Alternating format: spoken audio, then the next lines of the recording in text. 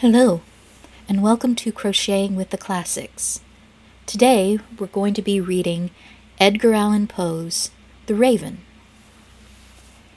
Once upon a midnight dreary, while I pondered weak and weary over many a quaint and curious volume of forgotten lore, while I nodded, nearly napping, suddenly there came a tapping, as of someone gently rapping at my chamber door. "'Tis some visitor," I muttered, tapping at my chamber door. Only this, and nothing more. Ah, distinctly I remember, it was in the bleak December, and each separate dying ember wrought its ghost upon the floor. Eagerly I wished the morrow, vainly I had sought to borrow from my book's cerise of sorrow for the lost Lenore, for the rare and radiant maiden whom the angels name Lenore, nameless here forevermore. And the silken, sad, uncertain rustling of each purple curtain thrilled me, filled me with fantastic terrors never felt before, so that now, to still the beating of my heart, I stood repeating, "'Tis some visitor entreating entrance at my chamber door. Some late visitor entreating entrance at my chamber door. This it is, and nothing more." Presently my soul grew stronger, hesitating then no longer. "Sir," said I, "or madam, truly your forgiveness I implore. But the fact is, I was napping, and so gently you came rapping, and so faintly you came tapping at my chamber door, that I scarce was sure I heard you. Here I opened wide the door. Darkness there, and nothing more." Deep into that darkness peering, long I stood there, wondering, fearing, doubting, dreaming dreams no mortal ever dared to dream before. But the silence was unbroken, and the stillness gave no token, and the only word there spoken was the whispered word, "Lenore?" This I whispered, and an echo murmured back the word, "Lenore." Merely this, and nothing more.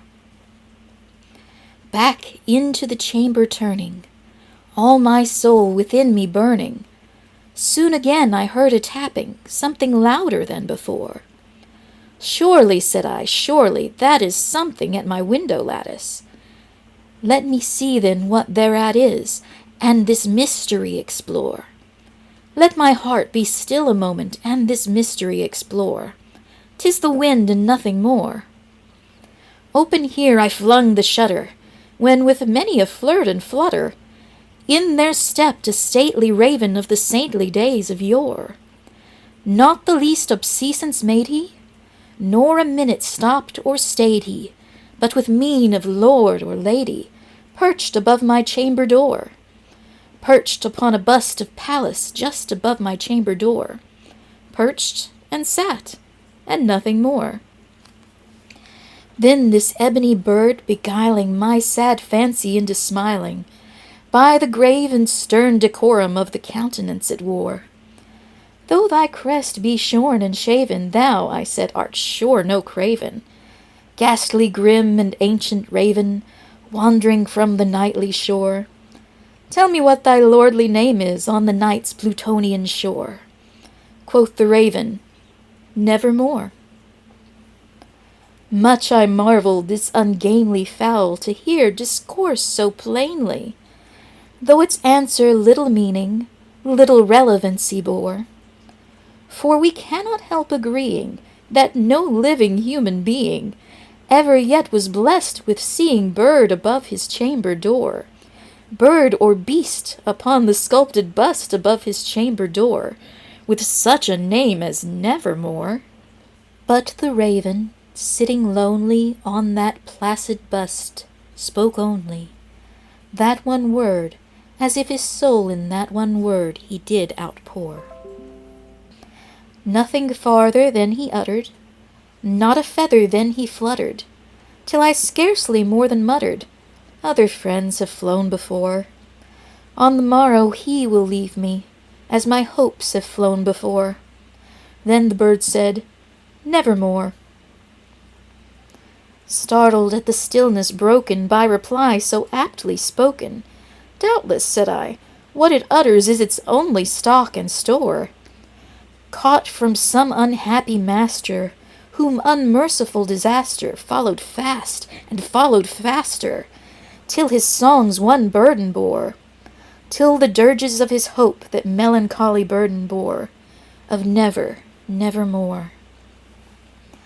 But the raven, still beguiling all my sad soul into smiling, straight I wheeled a cushioned seat in front of bird and bust and door.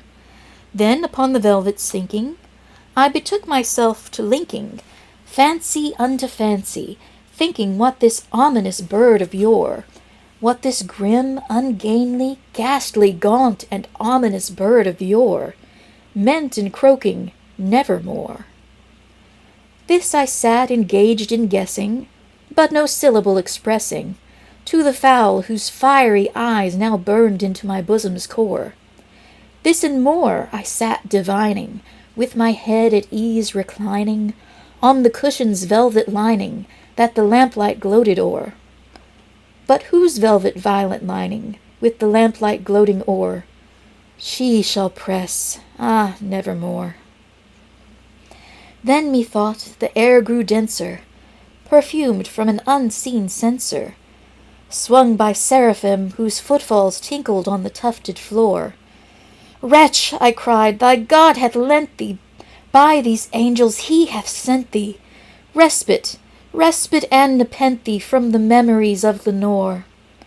Quaff, oh quaff this kind nepenthe, and forget this lost Lenore."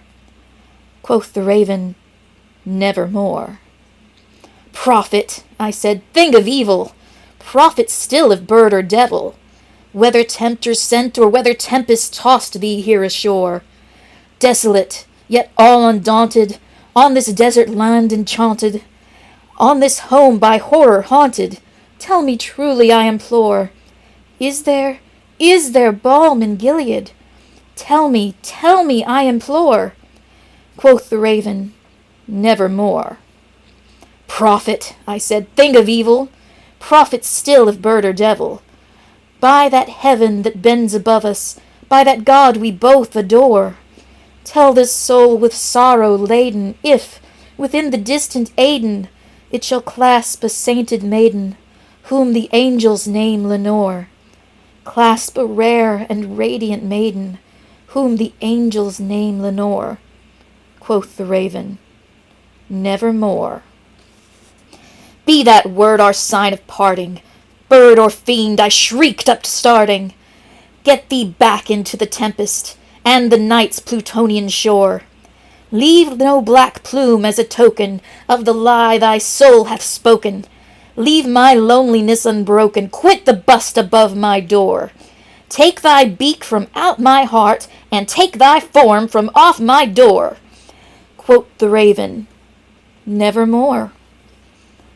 And the raven, never flitting, still is sitting